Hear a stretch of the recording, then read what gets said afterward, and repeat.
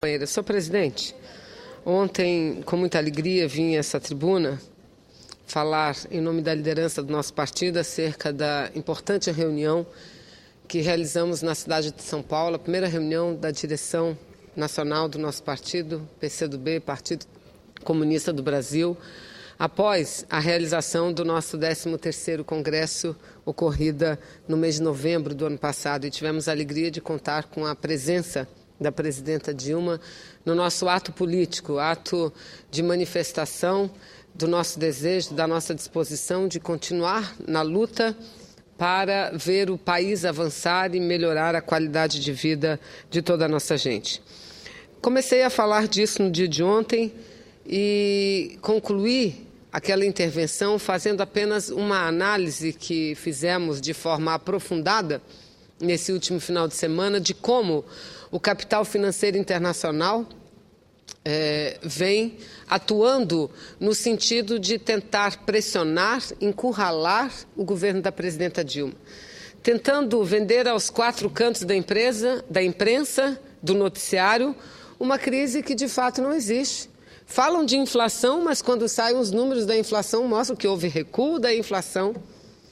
Falam em queda de produtividade, mas quando falam em empregos, os números batem a cada mês novos recordes. Aliás, de 2013 até hoje, nós crescemos mais de 30% no número de trabalhadores que têm carteira de trabalho assinada. Mais de 30%.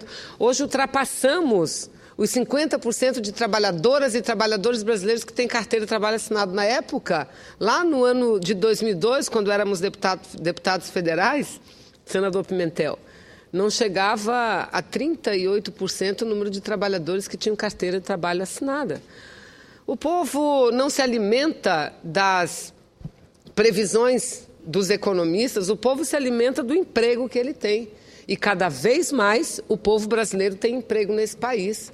O povo se alimenta do salário que ele recebe no final do mês. E se nós temos algumas razões que nos dão motivo de orgulho, uma delas é o fato, e está aqui o senador Paim, de termos aprovado uma lei de valorização do salário mínimo, uma lei que prevê anualmente um ganho adicional para recompor as perdas históricas do valor do salário mínimo.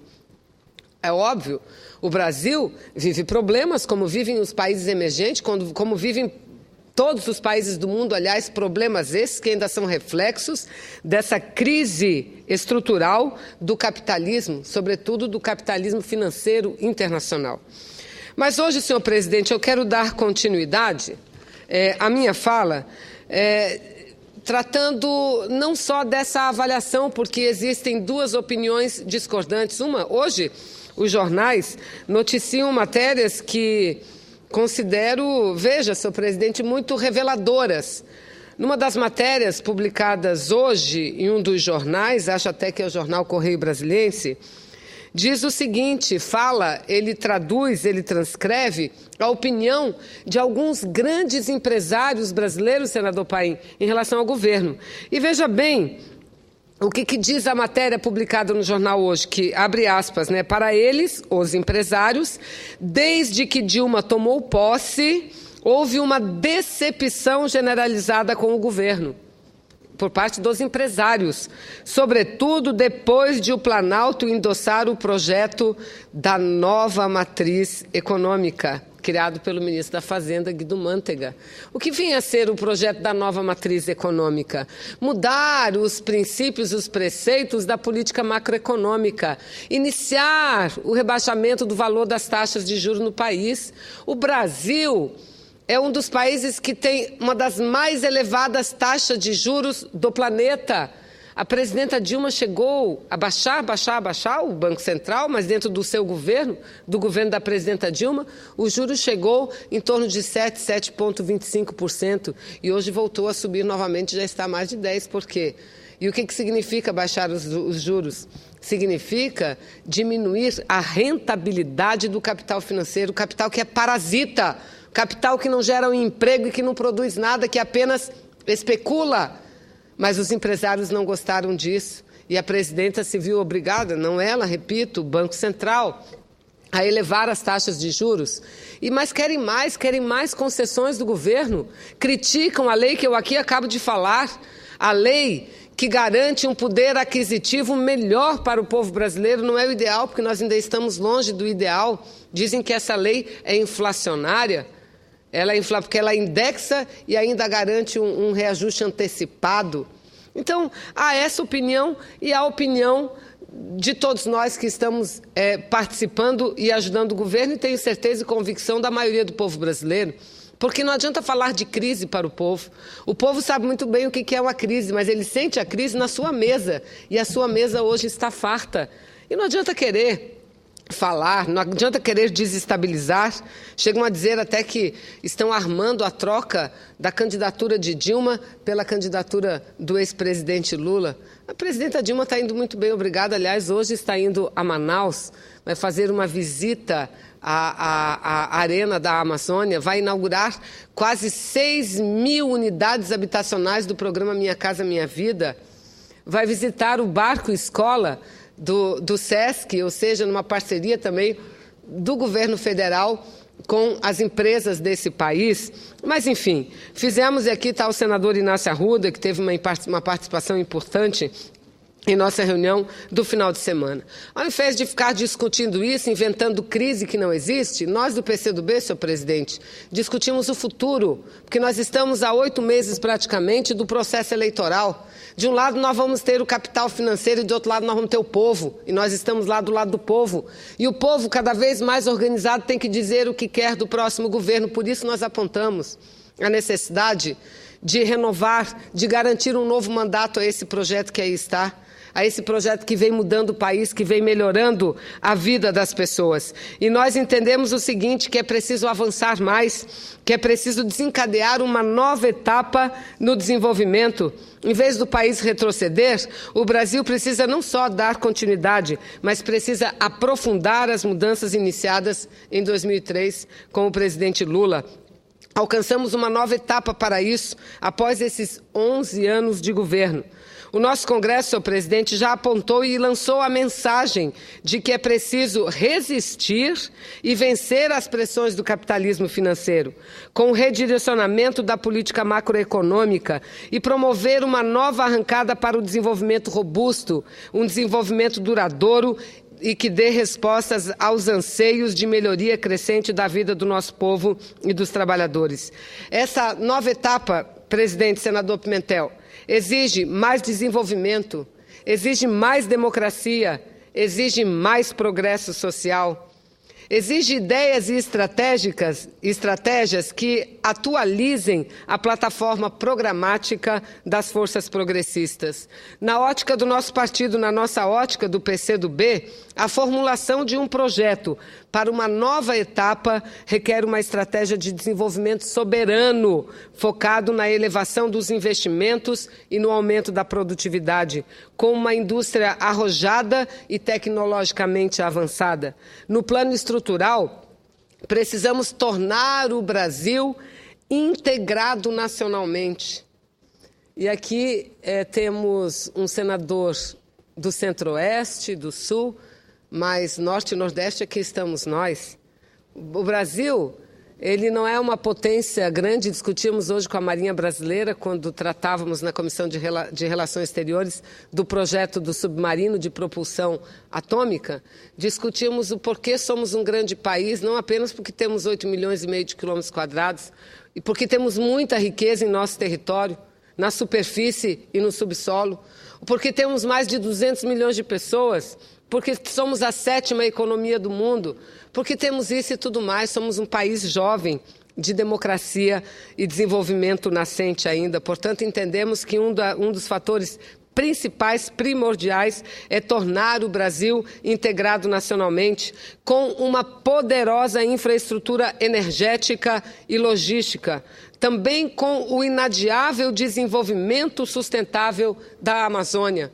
E Vossas Excelências não têm ideia como eu me orgulho de pertencer a esse partido.